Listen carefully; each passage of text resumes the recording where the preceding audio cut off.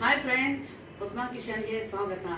ಇವತ್ತು ನಾನು ಸಾಬುದಾನ ಸ್ಟೀಮ್ ಹಪ್ಪಳವನ್ನು ಮಾಡುವುದನ್ನು ಹೇಳಿಕೊಡುತ್ತೇನೆ. ಸಾಬುದಾನೆ ಈ ಟೈಪು ವರಮಹಾಲಕ್ಷ್ಮಿ ಅಂತ ಹೇಳಿ ಬರುತ್ತಲ್ವ, ವರಮಹಾಲಕ್ಷ್ಮಿ ಸಾಬುದಾನ ಅಂತೇಳಿ. ಇದರಲ್ಲಿ ನಾನು ಮೀಡಿಯಂ ಸಾಬುದಾನೆಯನ್ನು ತೊಗೊಂಡಿದ್ದೀನಿ.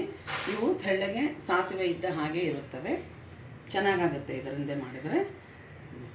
ಬೇಕಾಗುವ ಸಾಮಗ್ರಿಗಳು: ಸಾಬುದಾನ ಹಾಕೋಕ್ಕೆ ಇಂಗು ಹಾಗೂ ಜೀರಿಗೆ ಮತ್ತು ಉಪ್ಪು, ರುಚಿಗೆ ತಕ್ಕಷ್ಟು ಉಪ್ಪು, ಹಾಗೂ ಫುಡ್ ಕಲರ್ ಒಂದು ಕೇಸರಿ, ಬಿಳಿ ಹಾಗೂ ಹಸಿರು, ಈ 3 ಕಲರು ಮಾಡೋದು. ಹಾಗೆ ಎಣ್ಣೆ ಮತ್ತು ಸ್ಟೀಮ್ಗೋಸ್ಕರ ನಾನು ಇಡ್ಲಿ ಪಾತ್ರೆಯನ್ನು ತೊಗೊಂಡಿದ್ದೀನಿ. ನೋಡೋಣ ಫ್ರೆಂಡ್ಸ್, ಹಾಗಾದರೆ ಹೇಗಂತ ಹೇಳಿಬಿಟ್ಟು ನಾನು ಮೊದಲು ಸಾಬುದಾನೆಯನ್ನು ಹೀಗೆ ನೆನೆಸಿಕೊಂಡು ಇಟ್ಟಿದ್ದೇನೆ. ಚೆನ್ನಾಗಿ 1-2 ಗಂಟೆ ನೆಂದರೆ ಸಾಕು. ನೋಡಿ, ಬೆಳಗ್ಗೆ 11:30 ಗಂಟೆಗೆ ಹಿಂಗೆ ನೆನೆಸಿಟ್ಟಿದ್ದೀನಿ. ಹಿಂಗೆ ಚೆನ್ನಾಗಿ ಮೆತ್ತಗಾಗಿದೆ. ಇದು ಹಿಂಗೆ ಚೆನ್ನಾಗಿ ಮೆತ್ತಗಾಗಬೇಕು. ನಾನು ಇದರಲ್ಲೇ ಉಪ್ಪು ಮತ್ತು ಜೀರಿಗೆ ಹಾಗೂ ಇಂಗನ್ನು ಮಿಕ್ಸ್ ಮಾಡಿ ಇಟ್ಕೊಂಡಿದ್ದೀನಿ. ಬನ್ನಿ ಹಾಗಿದ್ರೆ ನೋಡೋಣ ಹೇಗಂತ ಹೇಳಿಬಿಟ್ಟು. ಮೊದಲು ಇಡ್ಲಿ ಪಾತ್ರೆಯಲ್ಲಿ ಹೀಗೆ ನೀರನ್ನು ಹಾಕಿಟ್ಬಿಟ್ಟು, ನಾನು ಆಲ್ರೆಡಿ ನೀರು ಹಾಕಿಬಿಟ್ಟು ಗ್ಯಾಸನ್ನು ಆನ್ ಮಾಡಿದ್ದೀನಿ.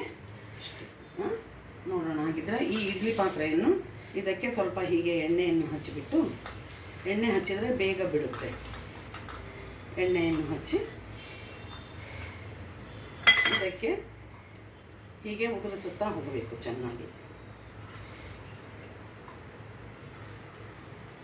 ಮುತ್ತು ಬಂದಾಗೆ ಬರುತ್ತೆ. ಇದು ಕರುದರೆ ಬಿಳಿ ಮುತ್ತಿದ್ದಾಗೆ ಇದೆ ನೋಡಿ. ಹೀಗೆ ಎಲ್ಲ ಒಂದೇ ಟೈಪ್ ಲೆವೆಲ್ ಮಾಡಿಕೊಂಡು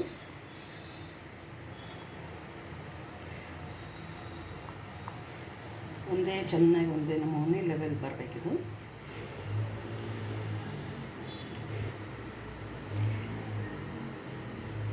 ನಿಮಗೆ ಬೇಕಿದ್ದರೆ ಇದರಲ್ಲೇ ಬಣ್ಣವನ್ನು ಏನು ಕಲಸಿಟ್ಟಿರ್ತೀವಲ್ವಾ, ಇದನ್ನೇ ಬೇಕಿದ್ದರೆ ಹೀಗೆ ಉದುರಿಸ್ಕೋಬೋದು.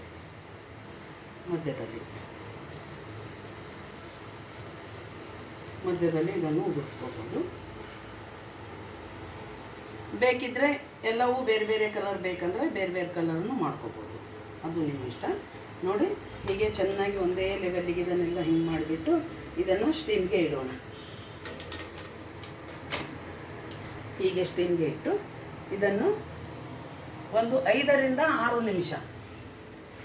ನಿಮಿಷ ಇಟ್ಟು ಇದನ್ನು ಸ್ಟೀಮ್ ತೊಗೊಂಡ್ರೆ ಸಾಕು. ಆಮೇಲೆ ತೆಗೆಯೋದು ಬರುತ್ತೆ. ಸ್ಟೀಮ್ ಮೇಲೆ ತೆಗೆದುಬಿಟ್ಟು ಮತ್ತೆ ನಿಮಗೆ ಬೇಕಿದ್ದರೆ ಹಾಗೆ ಬೇರೆ ಬೇರೆ ಬಣ್ಣ. ಇವಾಗ ಕೇಸರಿ ಹಾಕ್ತಾಯಿದ್ದೀನಿ. ಮೊದಲು ಬಿಳಿ ಹಾಕಿದ್ನಲ್ವಾ, ಇವಾಗ ಕೇಸರಿ.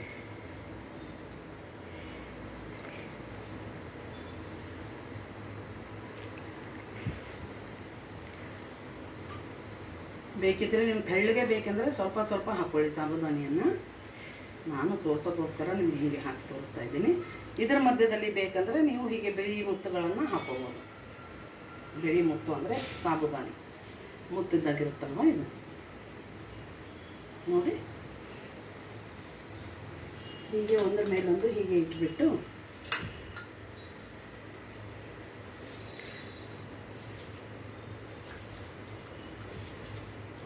ಮತ್ತೆ ಗ್ರೀನ್ ಹಾಕ್ತಾ ಇದ್ದೀನಿ.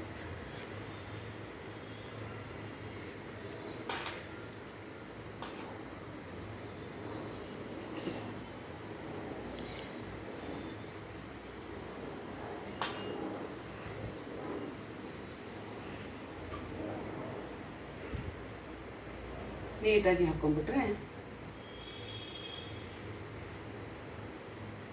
ನೋಡಿ, ಹೀಗೆ. ನಿಮ್ಮ ಹತ್ರ ಇಡ್ಲಿ ಪಾತ್ರೆ ಅದು ಇರಲಿಲ್ವಾ ಅಂತಂದರೆ ಒಂದು ಸ್ಟೀಲ್ ಪಾತ್ರೆಯಲ್ಲಿ ಕೆಳಗಡೆ ನೀರು ಹಾಕಿಬಿಟ್ಟು ಅದಕ್ಕೆ ಒಂದು ಸ್ಟ್ಯಾಂಡ್ ಇಟ್ಬಿಟ್ಟು ಇದನ್ನು ಹೀಗೆ ಮಾಡ್ಬೋದು. ಪ್ಲೇಟ್ನಲ್ಲಿ ಹಾಕಿದ್ರೂ ಬರುತ್ತೆ. 5ರಿಂದ 6 ನಿಮಿಷ ಬೇಯಿಸೋದು. ಬನ್ನಿ ಫ್ರೆಂಡ್ಸ್, ಹಾಗಾದರೆ ನೋಡೋಣ ಆಗಿದೆಯಾ ಅಂತ ನೋಡೋಣ. ವಾವ್, ನೋಡಿ ನೀಟಾಗಿ ಆಗಿದೆ ಇವಾಗ.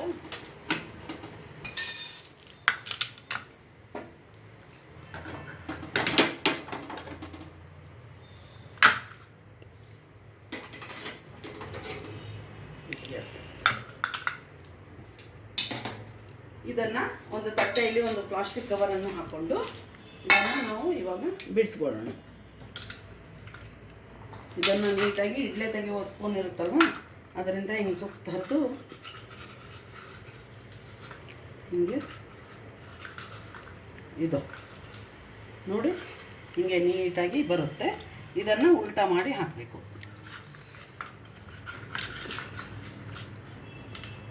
ಇದು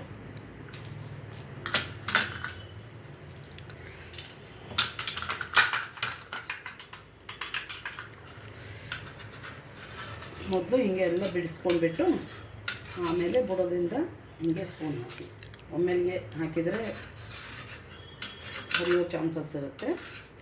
ಹರಿಯೋದಿಲ್ಲ, ಹಾಗೆ ಬಿಡಿ ಮಾಡೋದಿಲ್ಲ.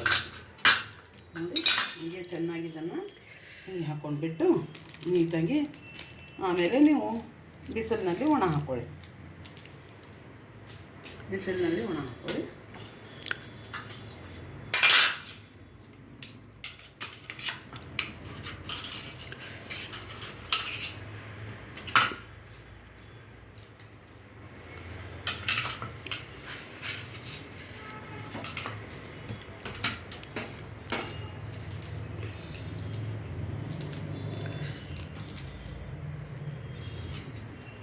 ನಾನು ಬಣ್ಣದ್ದು ಅಂದರೆ ಯಾವಾಗಲೂ ಕೇಸರಿ, ಬಿಳಿ, ಹಸಿರೇ ನಾನು ಜಾಸ್ತಿ, ನಮ್ಮ ಭಾರತದ ಫ್ಲ್ಯಾಗ್ ಅಲ್ವಾ, ಅದನ್ನೇ ನಾನು ಯಾವಾಗಲೂ ಲೈಕ್ ಮಾಡೋದು. ನಿಮ್ಮ ಮನೆಯಲ್ಲಿ ಬೇಕಾದರೆ ಬೇರೆ ಕಲರ್ ಇದ್ದರೆ ನೀವು ಯೂಸ್ ಮಾಡ್ಕೋಬೋದು, ಫುಡ್ ಕಲರ್.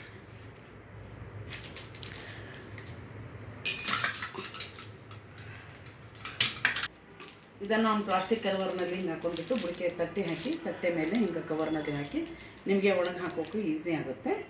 ನಾನು ಮುಂಚೆ ಅಂದರೆ ನಿನ್ನೆ ಸ್ವಲ್ಪ ಮಾಡಿದ್ದೆ, ಇದು ಆಗಲೇ ಒಣಗಿ ಬಂದಿದೆ. ಹೀಗೆ ಒಣಗಿ ಬರುತ್ತೆ. ಕರೆದ ಮೇಲೆ ಇದು ದೊಡ್ಡದಾಗಿ ಚೆನ್ನಾಗಿ ಕಾಣುತ್ತೆ. ಮದುವೆ ಮುಂಜುವೆಗಳಲ್ಲಿ, ಸಮಾರಂಭಗಳಲ್ಲಿ ಚೆನ್ನಾಗಿ ಅನಿಸುತ್ತೆ ಮಾಡೋಕ್ಕೆ. ನೋಡ್ಕೊಂಡ್ರಲ್ವಾ, ಮಾಡ್ತಿರಲ್ವಾ? Okay, thank you.